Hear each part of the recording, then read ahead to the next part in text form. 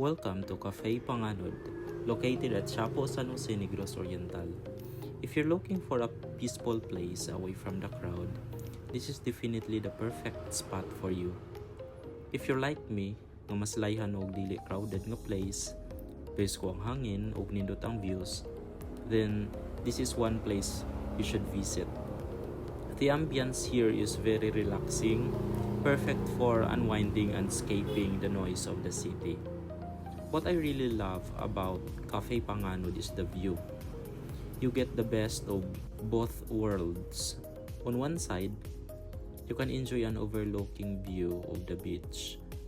And on the other side, you're greeted by beautiful mountain views. Murag duha ka lugar in one spot.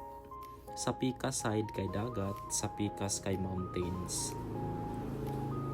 The staff were very accommodating, buotan kay sila, and very approachable.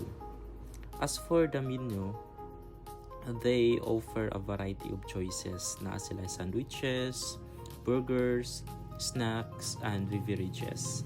And they also serve hot meals.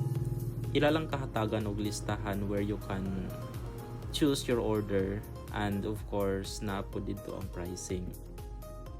Nindot kay ang feeling mag-order ka while overlooking such a nice view.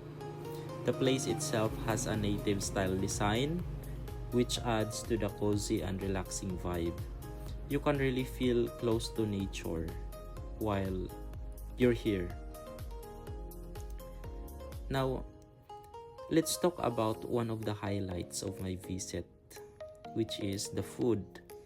I really love the view, but whenever I travel or maglaag ko, after gyud ko sa food kay food lover man pud ko, my friend ordered the chicken barbecue while I ordered the bangus sisig, and honestly, swear gyud, lami kay ilang pagkaon.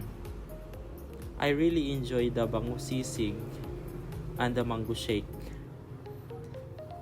It was also very refreshing and delicious. Nindot kay paminaw magkaon-kaon while enjoying the fresh air and the beautiful scenery around you. But just a quick reminder lang po di ay, if daghan ang visitors, they will limit the stay to 3 hours only per group so that everyone can enjoy the view and the food.